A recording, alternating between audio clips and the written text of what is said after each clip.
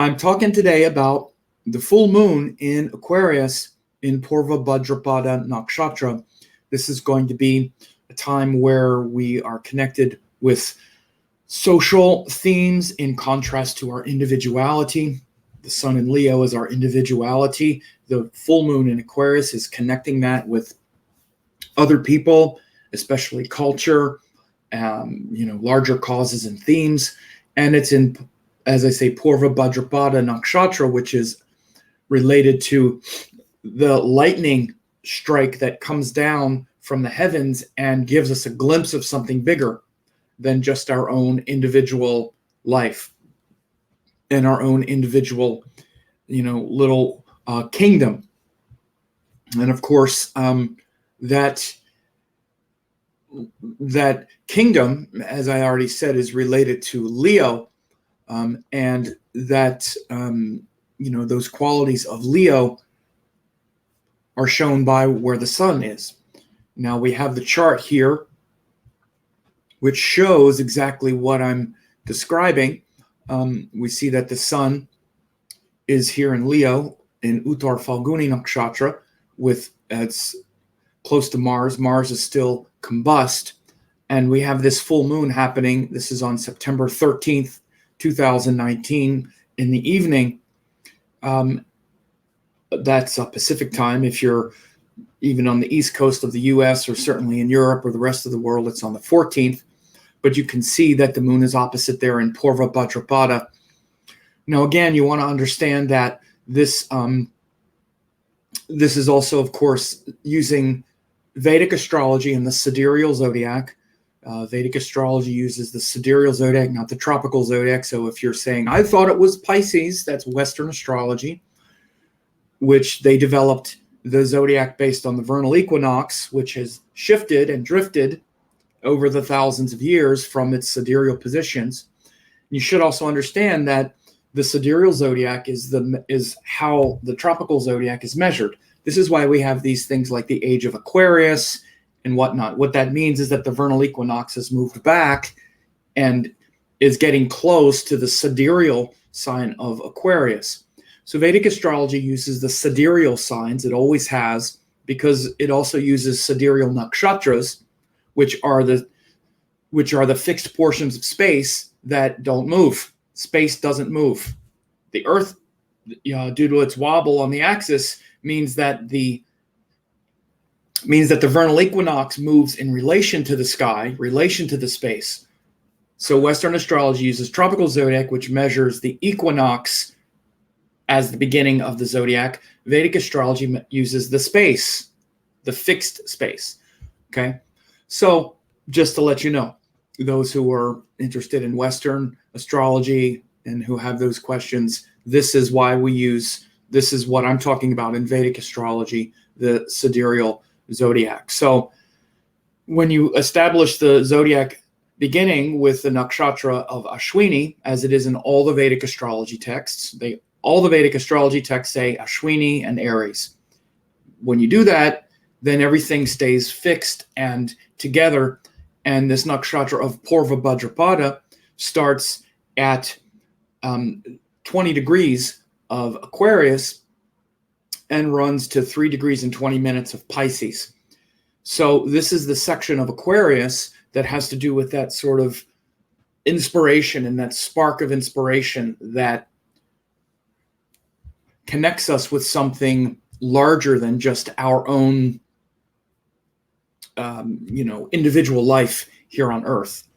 And again, that individual life here on Earth is related to the opposite sign and the opposite section of the sky, Leo, right? This is how the signs are in contrast to each other.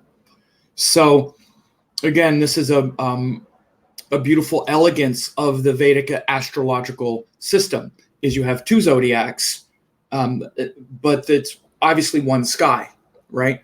There's a 27-degree portion and a 12-degree portion, and they're aligned, and you see the same indications, but in a different way. So the 12 portions that measure out the year in 12 cycles, 12 months, this is what the 12 zodiac portion is based on. It's just a matter of how you measure it. They measure it sidereally, but when you align those 12 portions with those 27 portions, you get this extreme depth, this like magnification. So Aquarius is not just one sign, it's actually broken up into 3 different portions, where the first part of it is related to the nakshatra of Dhanishta. And in fact, as I'm recording this, as I'm recording this video on September 11th,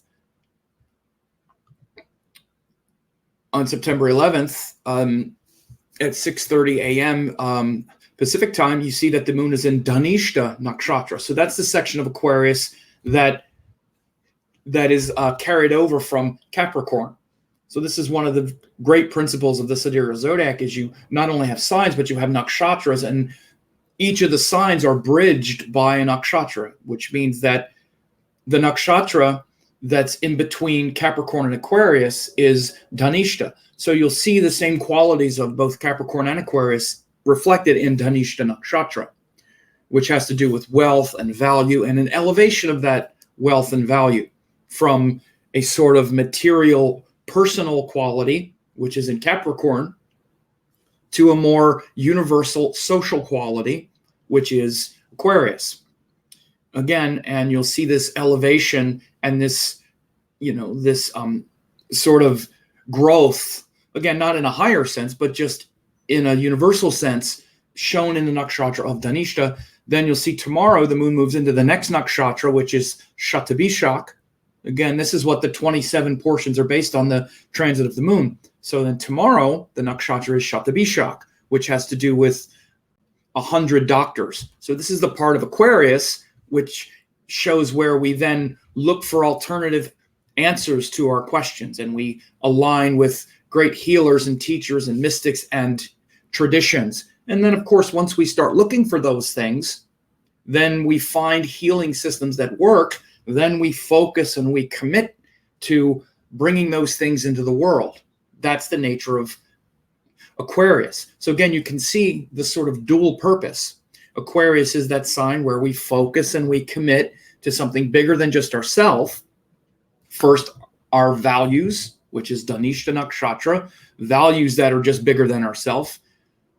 Then Shatabishak, which shows where our personal values, especially our personal life, our physical life, is going to end, and we have to find alternative solutions to our questions, which is often the Shatabishak nature, where we then find a sort of alternative healing philosophy.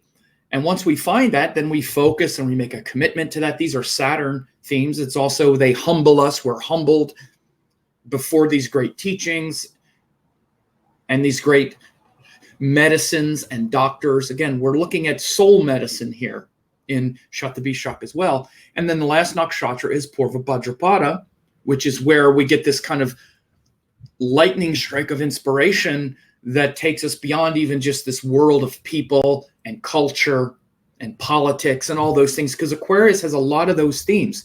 This is why we're seeing a lot of political shakeups right now in the world as well. A lot of these political shakeups right now just happened in the last few days. We're going to see more of this, of course, because politics is a way, not just little politics, but even larger structures that engulf and that envelop humanity and our shared collective reality is related to Aquarius. Again, our personal reality is related to Leo. My kingdom, my personal kingdom, that's Leo. But the kingdom is only as good as the citizens and the people in the kingdom, which is Aquarius. So it's this interplay between a government, a centralized power, a kingdom. Even in your own life, you have a personal life, a personal power center. And all of us want our personal life and our personal power center and the things that are meaningful to us. We all want to share them. It's the oldest and most beautiful game in town. Share what we love with others, right? That's your personal relationship with this, is wanting the thing that you love and that fills you up with light and love to be shared and experienced with others. But we can also see this in a worldly sense, where Leo is literally the government, the central power. Look at how much power a government has over your life. And then Aquarius is the citizen. So For example, your relationship with all the other citizens in your country is an Aquarius relationship. You're one of many. You're a sort of cog in the wheel. And again, this is a mentality that is universal with Aquarius, where, again, Leo is, I'm the powerful one. And Aquarius is, we're all equally powerful. And we want to find things that serve us all, not just in the society. Again, I use that as one example because that's a common example that we're all going to have. But then we're not just in this world. We're a soul being. We're a soul. And so what are the things that take us even beyond all of the ups and downs, wins and losses of the world? Again, this is Aquarius. Aquarius is where we look back at the world with a very sort of cold, rational eye. That's the eye of, Saturn. Saturn evaluates things on very cold, rational terms, and comes to the realization that, okay, maybe I can be of service to things of this world, but eventually we're all going to die. None of this is going to mean anything. I'm not just one of, millions of people in my society. I'm one of trillions of human beings who have lived. I'm really not that significant. As much as my Leo ego might think it, we have to come to that painful reality. And it's liberating because then we start seeking alternative solutions, alternative healing, which again has a lot to do with the Shatabishak. And as we find the alternative solutions and the alternative healing in Shatabishak, we get this lightning strike that's like, wow, okay, I'm really not from here. That's where Aquarius becomes Pisces, because Purva Bhadrapada, the nakshatra of this full moon, is where Aquarius becomes Pisces, right? Where we're not just a citizen of this world and a person of culture who wants to leave the world a better place than we found it, wants to make a commitment to things that benefit everyone, all of that. But ultimately, we're not even of this world at all. And that's the lightning strike of Purva Bhadrapada, which takes that utopic vision of the world in Aquarius and universalizes that into something that's even beyond this world, which is what Pisces is. Pisces is the metaphysical beyond, where we realize that we're not even of this world at all, and we need to let go of that attachment to even trying to save the world. So in many ways, Aquarius is kind of this, it's very human. It's a human sign. It's literally one of the human rashis. It's a man who has just emptied his pot, who's poured all the water out of his pot. So it's one of the human rashis, along with Gemini, Virgo, and Libra. Those are the human rashis, and then also the front part of Sagittarius. And it's about people and culture and other people. But again, we have this attachment to other people in this world where we identify ourselves as a person with other people, and it's like the culmination of our experience here on Earth as people. Like, if I could just make the world a better place, then I'd be happy. You know what? You still won't be happy. What if you could save the world and you knew that you saved the world? You still wouldn't be happy. I know, I'm so much fun. The highest thing that we might think is, what if I could cure cancer, or I could do this or do this amazing thing and you would leave this legacy behind because you're still going to die one day. Ultimately, on a soul level, there would still be the nagging, gnawing feeling that no matter what I do in this world, it's never going to be enough because that's not my true nature. So your true nature is beyond all of the games and the ups and downs of the world. And this ups and downs, gains and losses is Aquarius, where we look back at this. Now, that doesn't mean we don't do anything. It means we're here to do everything we can do. This is why all the great saints, the Swami Shivananda, the Amma, the Yogananda, all the great saints who become liberated and enlightened, which is Pisces energy. Once you become enlightened and totally liberated from the wheel, you have only two choices. Either completely withdraw, be like what's called an avadut, where you're enlightened, but you're just waiting for the body to fall off. Or, again, that's the 12th, that's Pisces, and also things related to the 12th house. Or you come back into the world, back into the Aquarius nature, and serve. Because what else is there to do at that point? I think it was Buddha who said, or maybe it was one of his disciples or something, or I might have it wrong. It might be a total other being, but I think it was Buddha, where he was asked, what's the greatest miracle of being enlightened, or something like that. He said, the enlightenment was really easy. The hardest part and the hardest decision I ever made was to not just fade away at that point. Basically, to come back in the world and actually stay here and serve and try to let people understand their true nature. It's like that was the hardest part. Again, this is why you hear people like myself talk about how much gratitude we have for our enlightened masters like Amma.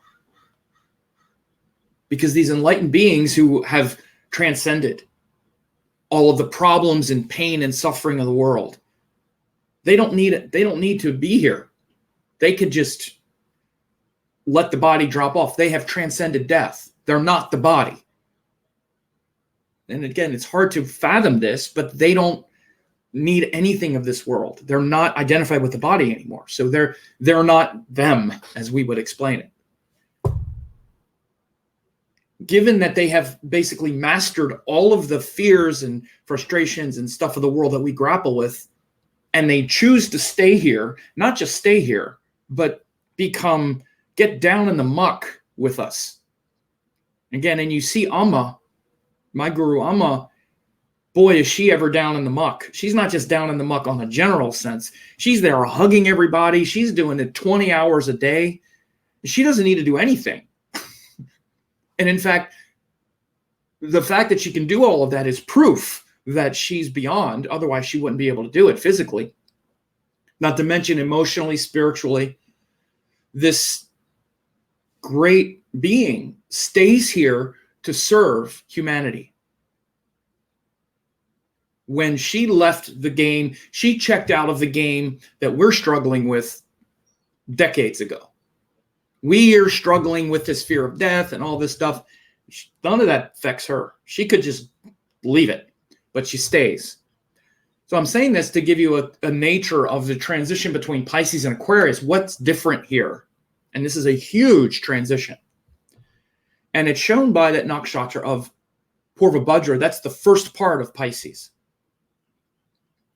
And it's related to what's called a glimpse. It's called Satori in Buddhism, which is that glimpse of what's beyond. Because again, in Aquarius, we see that we feel this nagging, gnawing emptiness of the world. This wheel of samsara that's endless, this endless cycle of birth and death. In the Indian sense, that's what we're trying to escape from. We're trying to escape from the endless drudgery and boredom and monotony and inescapable pain of the wheel of samsara. We're on a wheel. This is related, again, Saturn, this grinding time just grinds through no matter what happens. We're on this wheel of samsara. And so we have to find a solution. And we find that solution in some kind of meditative practice or some kind of some kind of solution that comes from one of these great beings. Hopefully we find that kind of solution. Most don't. Most find some political solution, some social solution. People are living their life as if they're never going to die. People die and it's like, it was so great for the world. That's fantastic. Of course it is. But on a metaphysical, mystical level, we look for alternative solutions that connect us to the soul. Again, that's the Pisces equation. But the first step in that is this glimpse, this lightning strike, boom, that comes. because you start doing your meditations. You listen to a great being, they describe things and they give you techniques and methods that hopefully you might do at some point.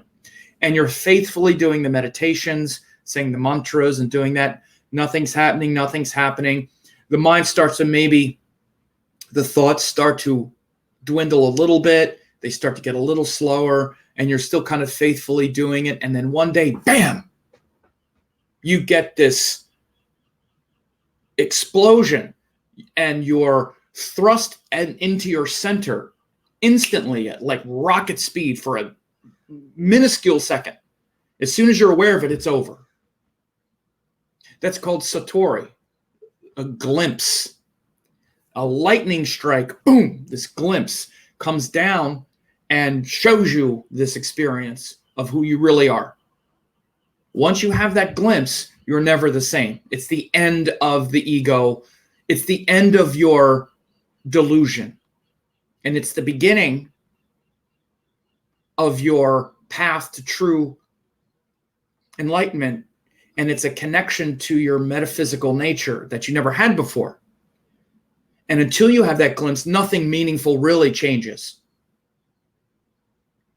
And of course, it feels like it changes because you're getting ideas. And I believe these ideas. I'm growing and changing. Until you have that glimpse, nothing has really changed that much. You just believe in other ideas. And it's better. It's better than believing in the crappy ideas that one day money and culture and this political figure or this thing or this worldly cause is going to save you, or this worldly cause is worth sacrificing your entire life, because that's what we wind up doing. And that's just typical. And again, this happens in Aquarius, where we give our life to this world of people and culture and ideas and blah, blah. And yeah, that's fine, but that's not your true nature. We can live our life that way, and we're still going to be restless because that's not our true nature. Nothing meaningful happens on a soul level, on a spiritual soul level, until you get that glimpse of your true nature. And this is why meditation is difficult at first, because we have to just proceed on faith. Some people, it happens much more quickly. When you have more of a past life experience with this and you have more, then you'll see it. It'll show up. It'll be more of a tendency in your mind. You'll be able to meditate, concentrate more easily because your soul has done it before. Even though you don't remember it, you remember it very quickly once you start doing it. It's like, oh, okay. And you probably did it as a child and went into ecstatic union when you were a child before the ego really formed, and all that stuff would have happened. And then you remember, okay. But you still have to come to it again through experience and through intention, through some kind of meditation. You're sitting there and you're really just preparing the atmosphere for that lightning strike to come down. And by the way, the nakshatra before Shatabishak is where those clouds of energy and kinetic energy are gathering. So the nakshatra before Purva Bhadrapada, Shatabishak, which is the 100 doctors, the 100 physicians, is ruled by the god Varuna, which is the god of the sky, the upper atmosphere. And it's where all of this kinetic energy that's ready for that lightning strike starts to gather in Shatabishak. But then the lightning strike comes down in Purva Bhadrapada. The deity here is called Aja Ekapada.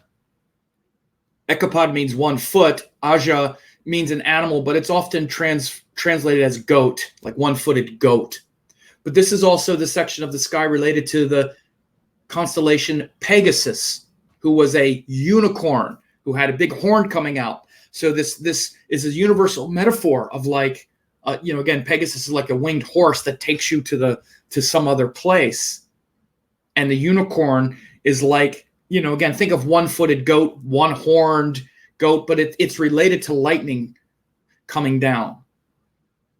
It's it's this classification of deities are called Rudras or Maruts. Rudras are related to Shiva, Maruts are related to Indra. They have a lot of Indra. The Maruts are the Indra class is more related to the Vedas, and the Rudras or more later Vedas and then going forward. But they're the celestial deities that come down and transform consciousness. And again, these are all in the mind. This is your true nature. This is your being.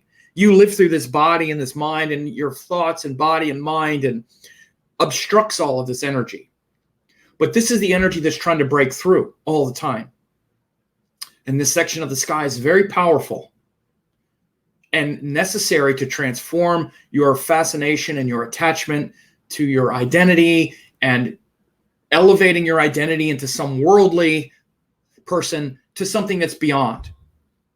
This nakshatra, especially Purva Bhadra, is very much about that energy. Now, it also, and this is how it's described on a more mundane level, has to do with kind of fanatical ideas. And again, you can see this lightning strike of like, okay, what can happen is we can get that glimpse, and people get that glimpse, and if they don't really know what it means, they can say, okay, now I'm enlightened. I saw it. I saw the light. I saw it. Yeah, you saw it for a split second. It doesn't mean you're enlightened. It means you just woke up for a second. And yes, nothing changes after that, like I said earlier. But if we don't understand what it was, we can think, I'm God, or now I'm enlightened because I saw the light, or whatever. All right, you saw it for a second. What it should do is show us that we're actually in a university, not in a playground. Because before that, we think we're in a playground, and we're trying to have fun on the playground, and everything revolves around, how can I have more fun on the playground? Oh, this doesn't make me happy. Where can I find happiness? I'm in a playground. And all of that childishness, again, gets ground to a halt in Saturn, energies.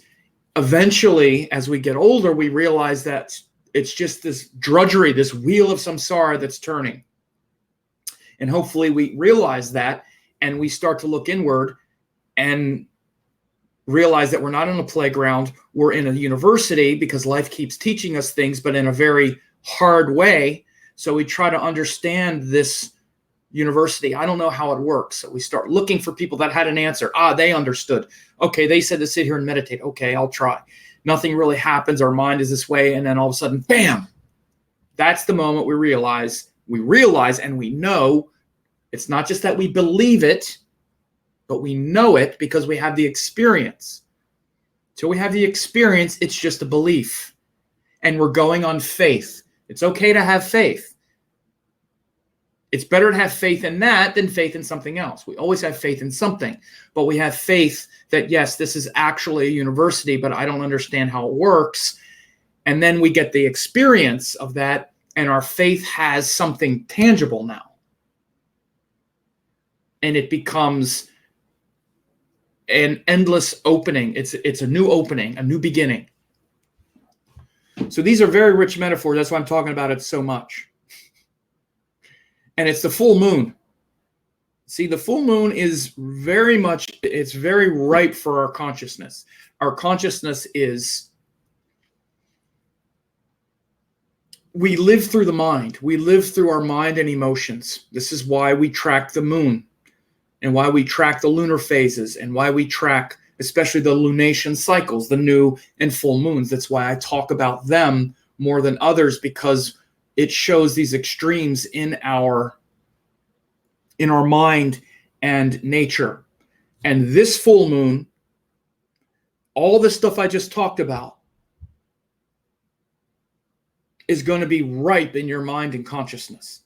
It can be restless. Aquarius is it's a stressful sign. It's ruled by Saturn.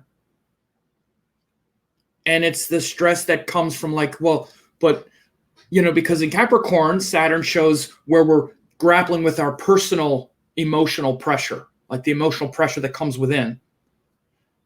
Let's say we sort of get that handled. Okay, well, now I have that handled a little bit better, but what about this world? What about all these people? Like, we start asking big questions now and trying to, again, universalize beyond just our own identity. But how am I related to all of this that's going on? And there's a lot of pressure with that. Aquarius is a stressful sign. And it's where the pot is empty. We feel like we become emptied emotionally. This is because the moon rules the 6th house, the most difficult place. the most stressful place. The moon is the ruler of that. So people that were born with an Aquarius ascendant, for example, have that kind of emotional pain. Again, it's not bad. It's just what it is, where they can feel that drudgery. They feel that empty pot going through life, and they feel the pressure to like find something that makes life feel better. And again, it can make a person very meditative because the external world doesn't feel very good. And people get disappointing and all that, we get disappointed, things like that. So this full moon has a lot of that kind of energy going on. I'm going to look at the chart a little bit more closely. But first, I'll say hi to some people. Patricia Rodriguez here. Hi there. Layla Nix. Hey there. Good morning. Lynette is here, was here. It was a while ago now, so hopefully folks are still here. Third Eye Activated said hi. Salone, you're welcome for the updates. Jill said hi. Sam Sudeep said hi. Katie Walker, thank you. Super Sam. Awesome. Soul C, good morning, everyone. Stellar Yoga Arts. Folded Hands. Irina, great teaching. Thank you. Sarah Cowherd, good morning. Shiva Kami, I have to go to class. Watch this later today. What's going on today? I woke up to dizziness and anxiety, not my own. I could just feel it around me. Well, you can watch this later. Sarah has more things. Amazing Amma, Jill. Yes, Amma is amazing. There's no solution in the world. That's right. Only inside. Rosanna says, when Pope Benedict announced his retirement, instead of dying in the saddle like all other popes, and the basilica was struck by lightning at the same time, wasn't the moon in Purva Bhadrapada? I think it was. And Rosanna, I think you pointed that out to me at the time. So I think it was, and I remember that. Someone can look it up. I remember when that happened. But this is absolutely that transition between Aquarius and Pisces. Young, old, high. Christina Beard going through it. ASDK. Good morning from France. So, let me take a little drink here. This, 1 second. This is one of those very pivotal nakshatras. Of course, they all are.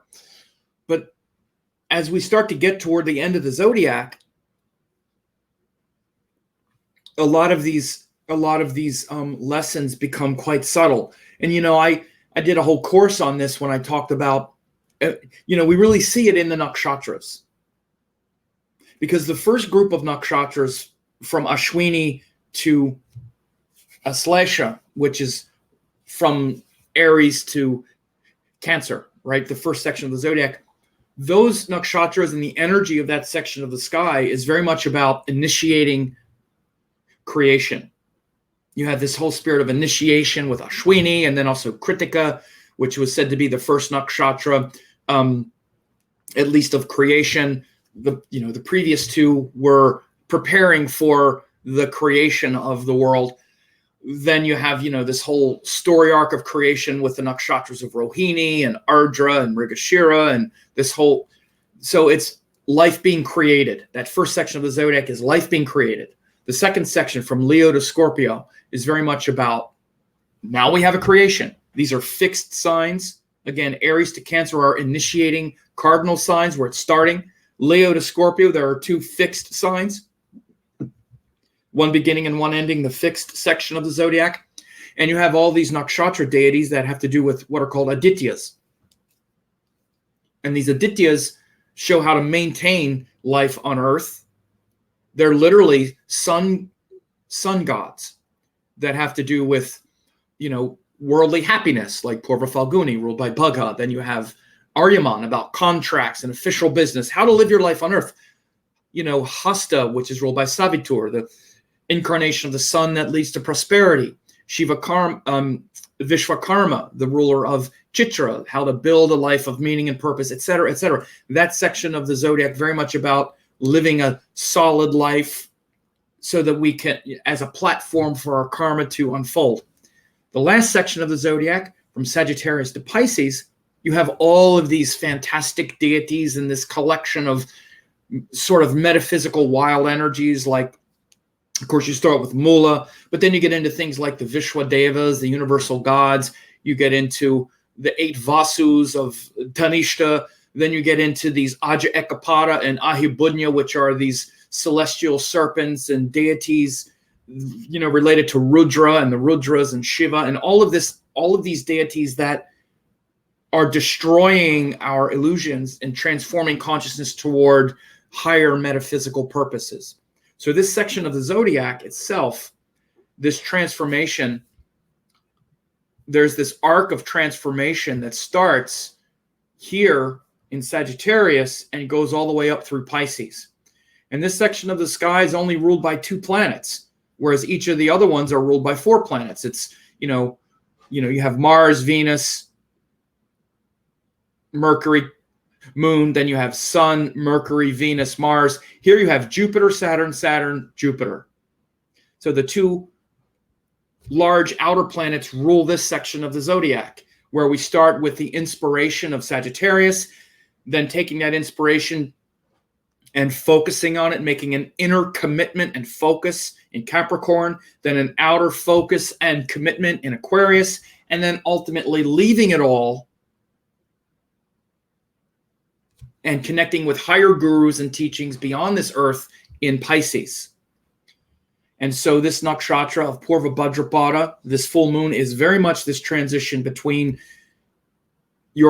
this hope that you could save the world and realizing that life is just an interplay between all these ups and downs, gains and losses, and it's never going to work out.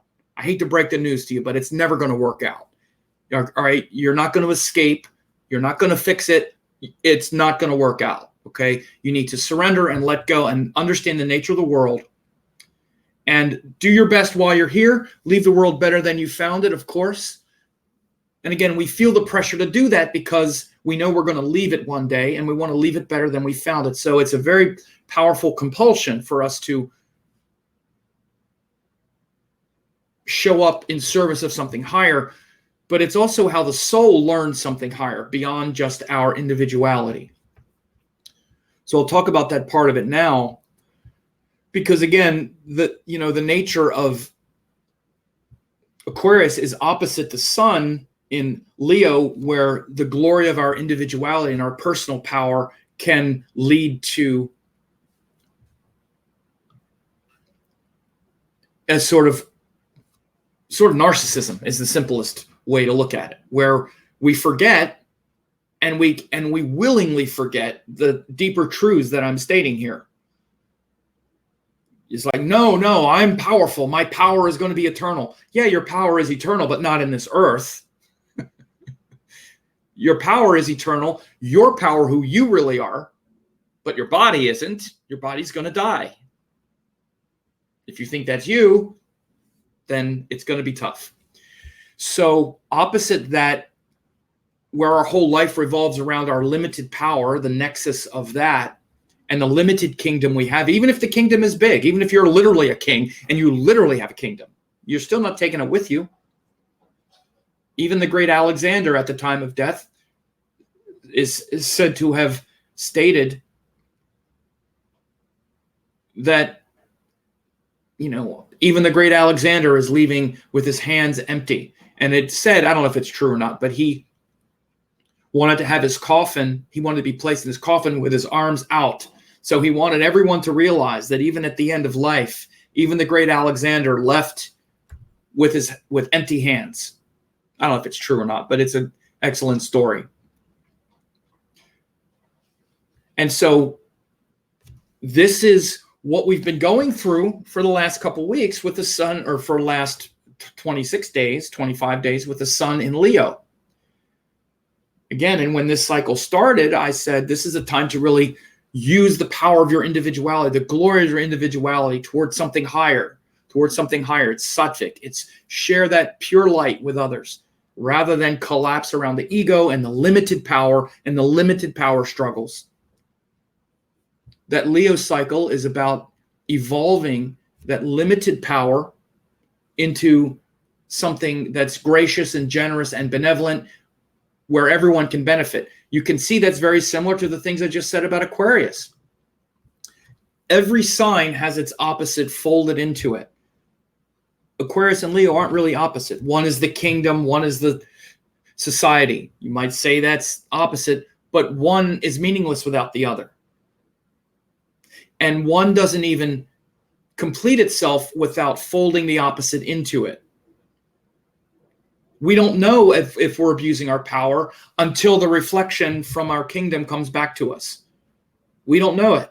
The way we learn about how we use our power is based on what people say, based on the reflection that comes back. Not just from individuals, that's more of a Libra energy, but collectively. How do we know what to serve? How do we know what to commit to commit our limited energy to? Well, because we see what's happening in the culture, and some part of it really grabs us. Some part of it really speaks to us. You know, you get to see my work. This is my work. This is my contribution. This is how I use my power, right? Because this is what speaks to me. So each of us has a unique nature, which is shown by the Leo energy, a unique solar fire, solar power. And that unique nature is shown by the sun, it's shown by the ascendant, it's shown by different things. And we want to share that. You know, if someone would look in my chart, they would see this tendency toward communication and speech and tendency to study sacred teachings and all that stuff. You would see it.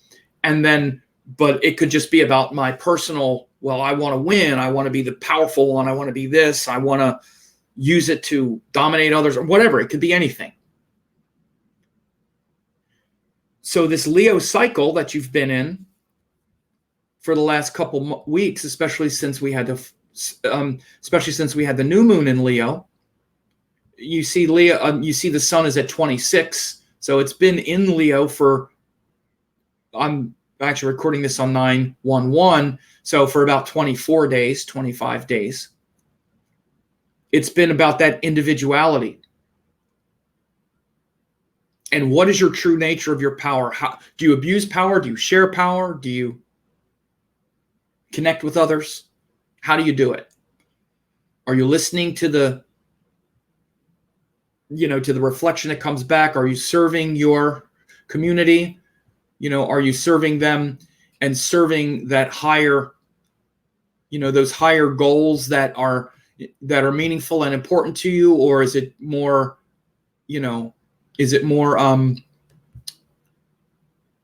just about yourself and imposing your will on those around you? So that's been the lesson of the Leo cycle, the 30-day Leo cycle. Again, the halfway point in that cycle is the full moon in Aquarius, where you're really getting it. Now you're really noticing, that's what the full moon is. That halfway point in the cycle where it's like, okay, it's been about me, my identity, my power, my truth. Well, what's coming back to you? What's coming back to you as a result? These last couple days, again, we're here right now. These last couple days, look for the message that the society and your culture and the people around you are reflecting back to you. What are they reflecting back to you?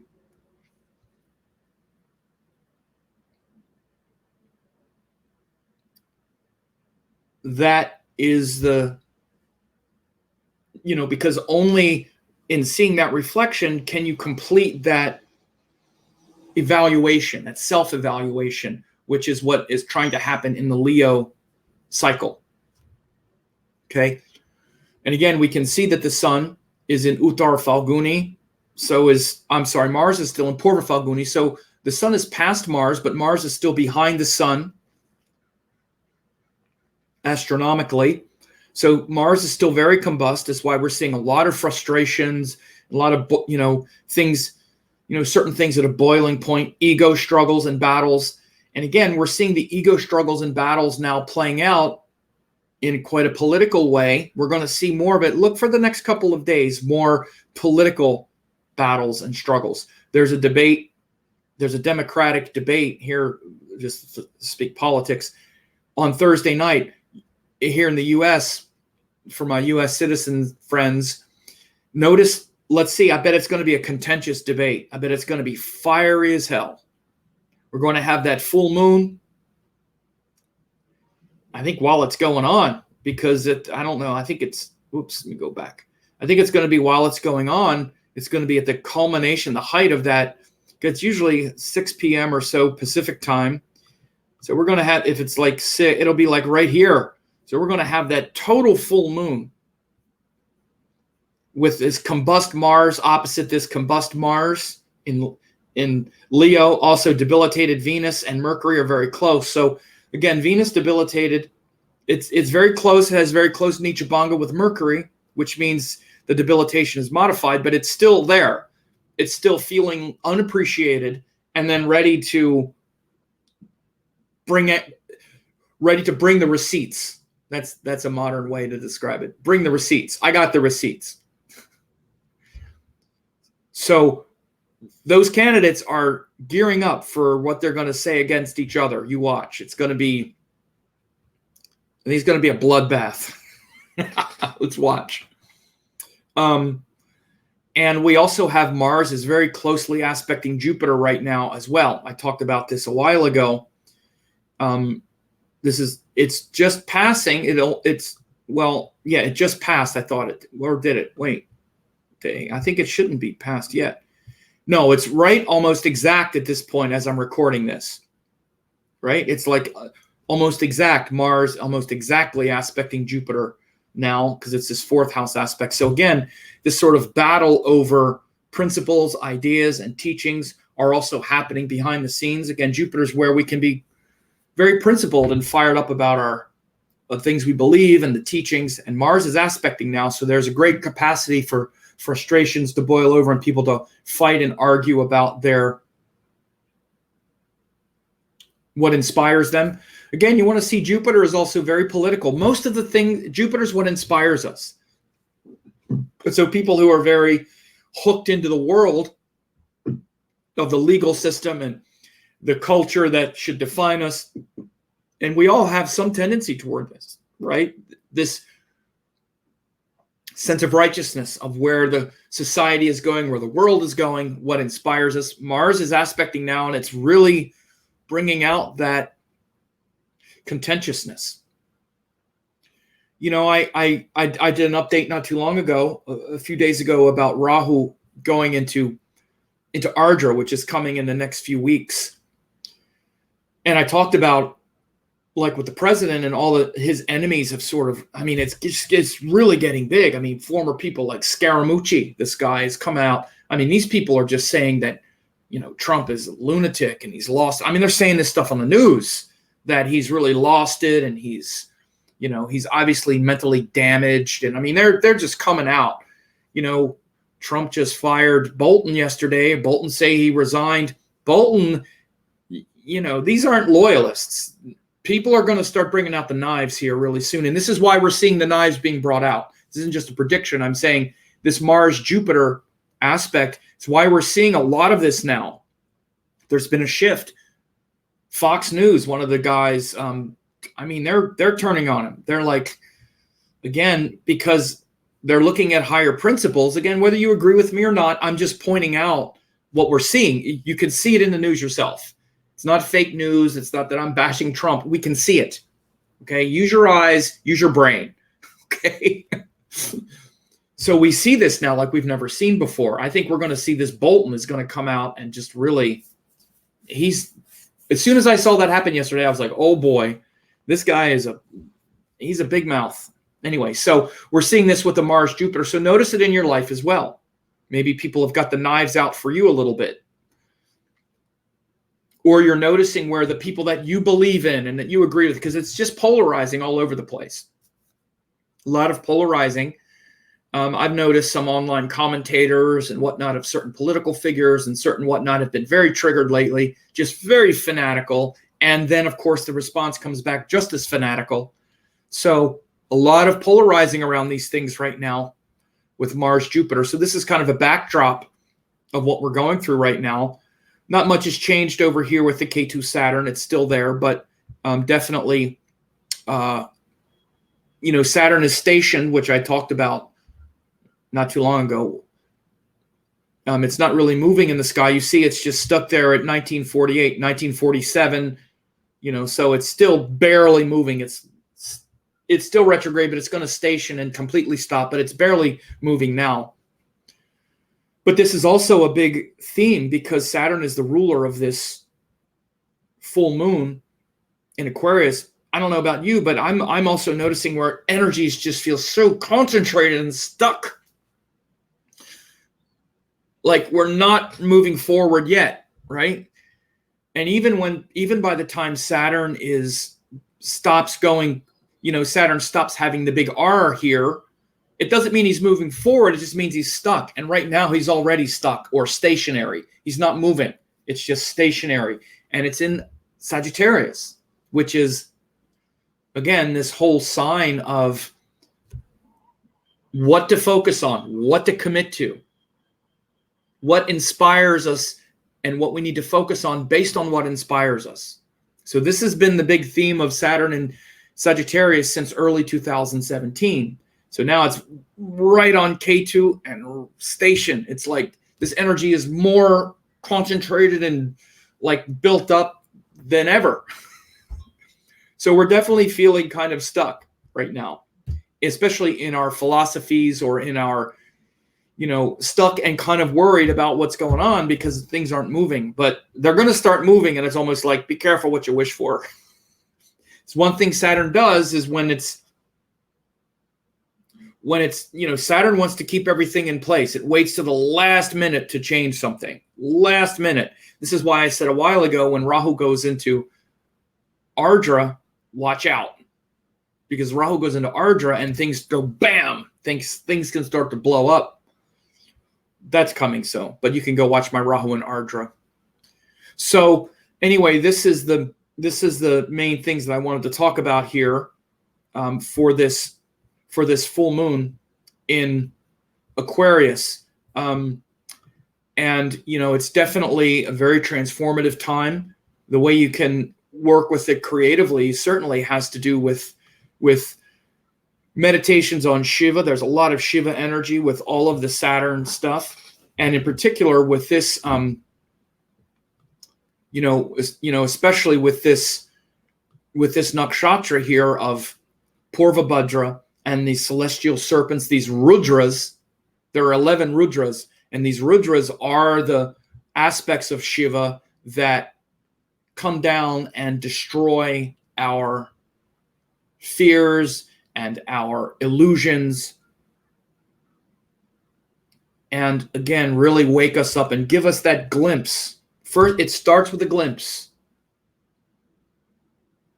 Before the glimpse, it starts with faith. What do you have faith in? You have faith in these teachers, then you'll do their practices. All the teachers say the same things. They all say some version of meditate, close your eyes, focus your mind on uplifting image, say mantra, connect to the heart. They all say the same thing. So even though we haven't had the experience yet, we go on faith. This is the purpose of faith. Not just in the beginning, but even after that. We go on faith that, okay, these teachers are right, and I sure as hell don't know what I'm doing. That's the first part of faith, is realizing that we don't know what we're doing. We don't know how the universe works. Some people don't like when I say that stuff. They're like, God, you're so negative. What do you mean we don't know what we're doing? I know what I'm doing. Get over it. You don't know. First of all, if you can't answer how this universe got here, how it's going to end, how any of this is working, then you ain't got a clue about anything really that important. Everything that governs your entire life is totally out of your control.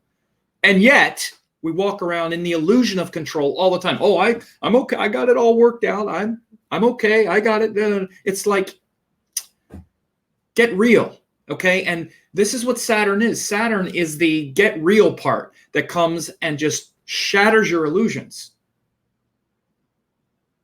because they need to be shattered. And nothing meaningful happens until they're all shattered. But you're not shattered because you are not your illusions. You're not this world. You're not this body. And so this gives you faith in those who give voice to these things. You're like, that's right. Yes, that's true. Okay, so these people say meditate, connect to the mind. Okay, I get it. Because that's where the truth is. Yes, we already know this and we already get it. So at first we proceed through faith and we feel the beauty and joy in that. And it's peaceful and still, and we're just going, and we might just be enjoying that. And then all of a sudden, bam, lightning strike. Like, what was that? And you're never the same again. So before that, even we have little lightning strikes before that come. So some comments up here. Sativa Blue says, I'll share my doobie. Doobie? Do they still say doobie? I remember the Doobie Brothers. Is that what you mean? Doobie Brothers, the Doobies. And then we got some people who say some other stuff. And I'm going to say, this is good. Trump is being balanced. Okay. Yeah, there you go. And Sarah Cowherd laughed. I made her laugh. Who knows? How did I do that? And then good morning from Florida. Sebastian says, Mars Jupiter made double my physical and spiritual routines. Yeah, it's been very good for that. This Mars Jupiter has been really strong for getting clear about our practices and really wanting to put our practices, wanting to put our principles into practice. This is what I said when I talked about it last week. And like with myself, I coordinated reopening and really refocusing on my certification course at this time, because I had to really restructure it, and it's worked really well. And in fact, Leisha Kali is going to be in there. She signed up, and I'm very excited to have her in. Rosanna Tufts is one of my certification students. Excellent astrologer herself. I think this is the Angel D I know. If it is, I won't blow her cover because she's pretty eminent. Angel D, you never know what's going to happen if it's the Angel D I think, but I'm not sure. Stellar Yoga Art said, so true. I must have said something true. I'm glad.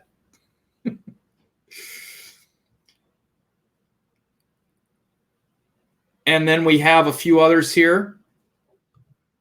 Yes, Leisha, beautiful teachings. I needed this today. Thank you. You're welcome. Nisha says, it actually makes me feel better when you remind me I don't have control and I don't know anything. I know, doesn't it? Isn't it? It's an unburdening. It's an unburdening because we also,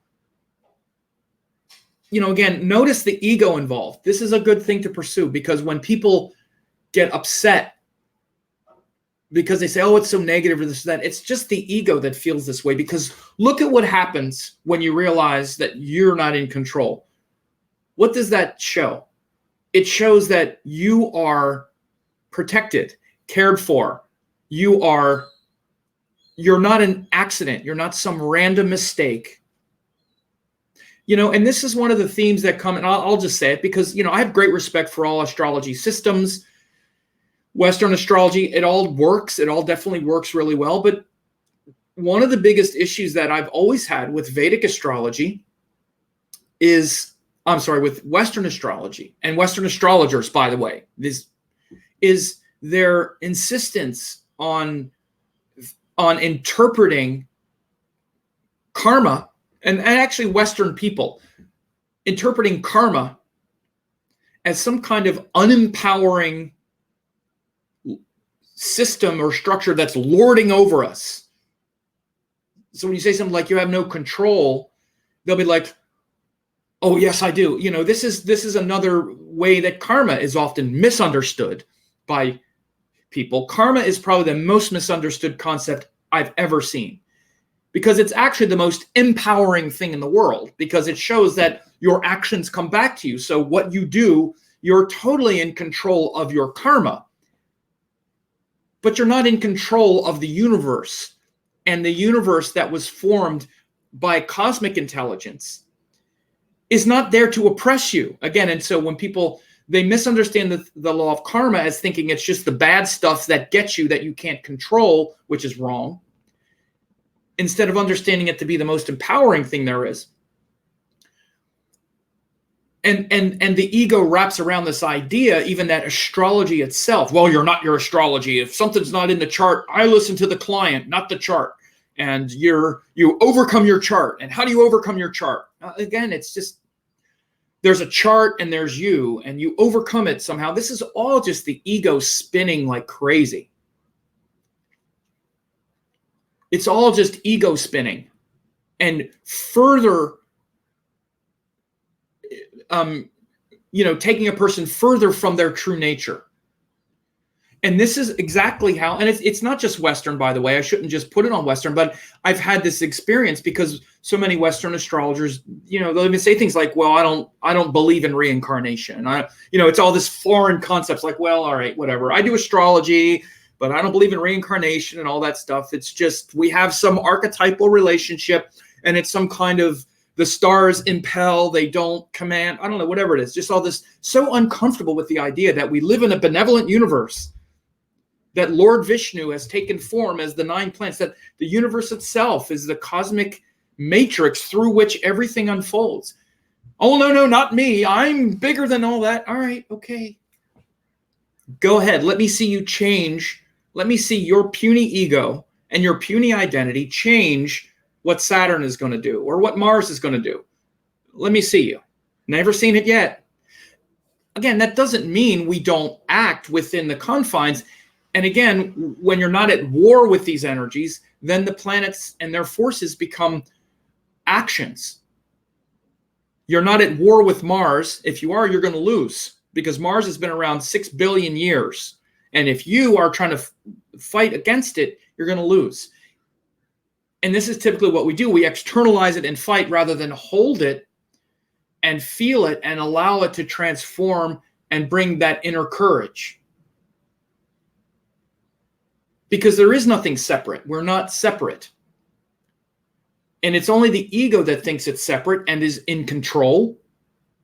When we're not in control, your ego is not in control of anything, but your soul, not only is it, quote, in control, it's not even separate.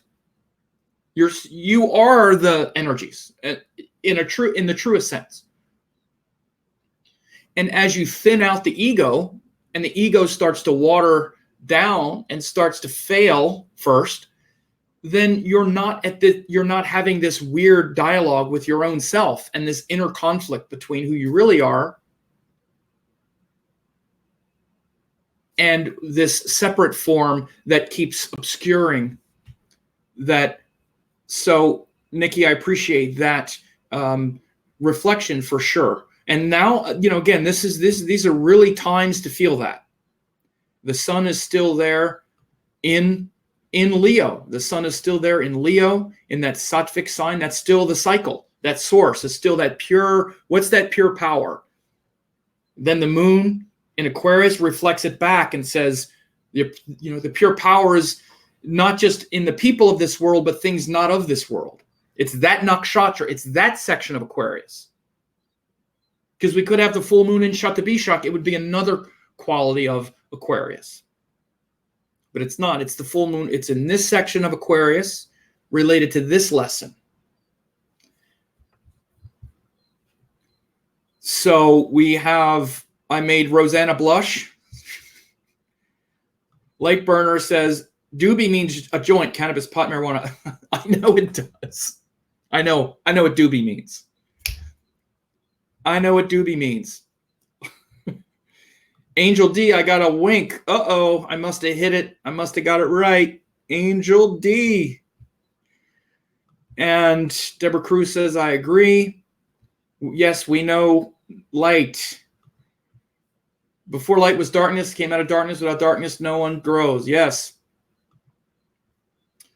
Georgia Graham says, I've been follower for years. I'm going to sign up soon, just working out finances. This is my trining Mercury opposite my moon. How long is the sign up open? Well, it's closing here for now, but get on the list and stay abreast of it. I don't announce it here on YouTube, so you need to get on my email list and you need to be on the in the loop. I don't do a lot of it here. I'll probably post a link at some point, but I usually deal with that privately so that people can really understand better. Prepare to leave things, get things in order. Mahasamadhi is the only way to smile a lot. Thank you. Absolutely. Whoa. Come on, guys. Don't get upset. Lightburner said, I wasn't talking to you. Okay, I don't know what that's about. We're just all having fun. Okay, sorry. These crazy internet conversations. All right, Georgia. Yeah, so we'd love to have you there in the course. That damn ego has no sense of humor. Well, that part of it certainly doesn't. That part certainly doesn't. We certainly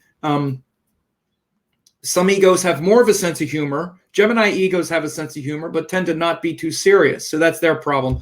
All the egos and the separate selves, we really come here as a divine emanation. Each one of the signs are a divine cosmic expression. It's called the Kala Purusha, which is the being in time. So we incarnate when we're placed on the wheel of time. We incarnate as an avatar of one of these rashis, of these signs. And so each one has its own divine expression. I said the Gemini because I'm the Gemini and, laughing, there's that part. But might tend to take things too seriously.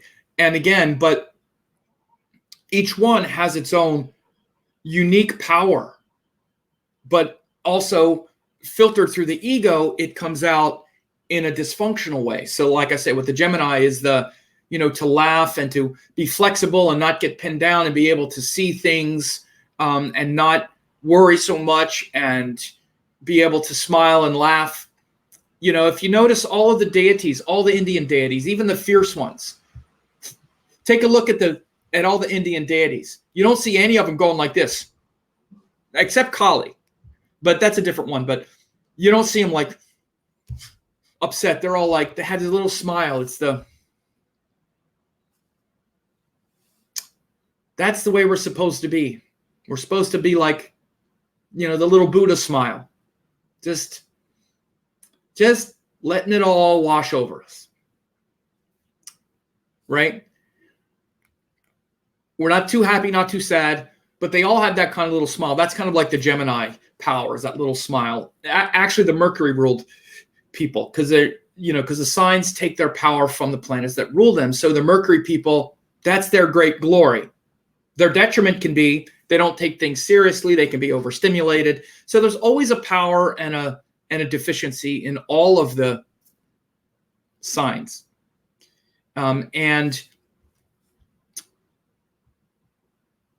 But we experience it through the ego because we are attached to the ego, because we think we're the separate self. So that divine expression that comes through the ascendant and all the planets gets filtered through our ego,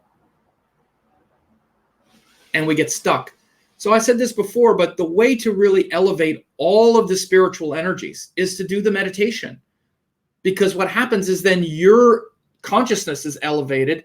So every one of the planets, all the karma, all the understanding raises at the same time. Just like, think of a boat on the ocean. And the planets are like sitting in the boat. They're sitting in you like you're the boat.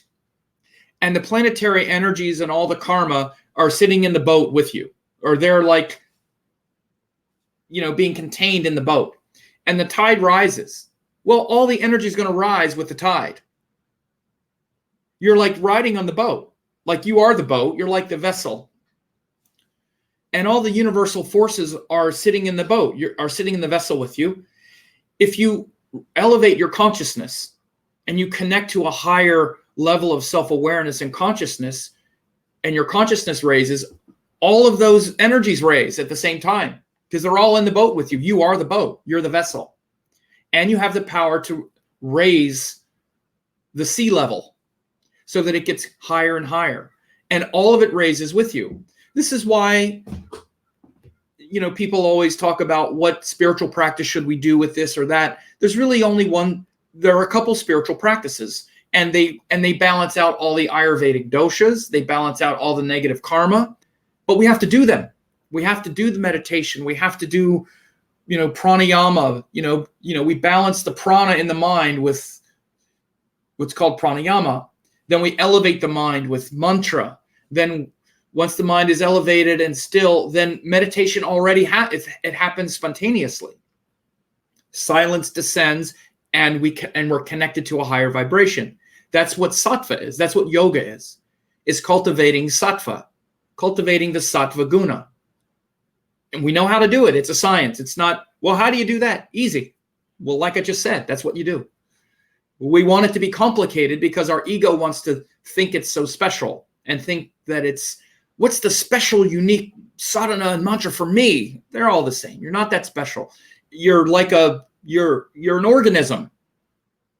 Like you don't need your own special brand of aspirin for your headache.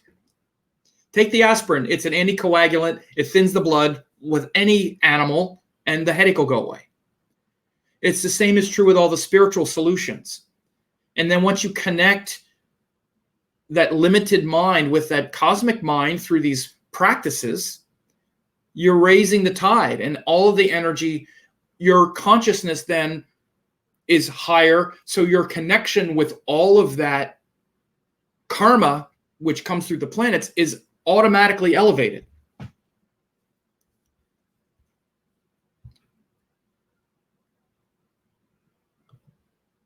Yes, I know. And Tim Barnes, great show. Thank you. Page of Swords, there's nothing to laugh about. Wrong. There's everything to laugh about, especially you. I know. I'm terrible. I'm the worst. I am the worst. The worst thing to happen with me when I was a kid was to get in trouble and have everybody be serious, because it did nothing but crack me up and get me in more trouble. So all I need to see is someone really serious and all upset, and I get giddy. I know it's not a very good trait, especially with girlfriends and stuff. It's kind of like that. As soon as someone starts getting serious and all, I start cracking up. It's like terrible. Here we go. Here's the Pisces thing. I talked about it at the beginning. Sidereal Zodiac, Sanjana. Crazy how these teachings felt like a punishment about a year ago, and now I can see them as blessing they are. The lightning is no joke. That's right. It feels like a punishment because the only thing that can be punished is the ego, because the ego is actually punishing you. Great insight using the boat analogy. Right, isn't it? It's a great analogy, isn't it? See, that just flew into my head. I'd never used that analogy before, but I'll use it in the future. But it just flew into my head. So I'm lucky that things fly in my head when I start talking about them. Love you too, Stellar Yoga Arts. Somebody's laughing. I'm being funny again. Can't believe I'm being funny again. Look, that's funny. That's funny because you get mad so easy, and it's funny to me. Maybe. I don't know if I get mad. I'm intense, but I don't know if it's mad.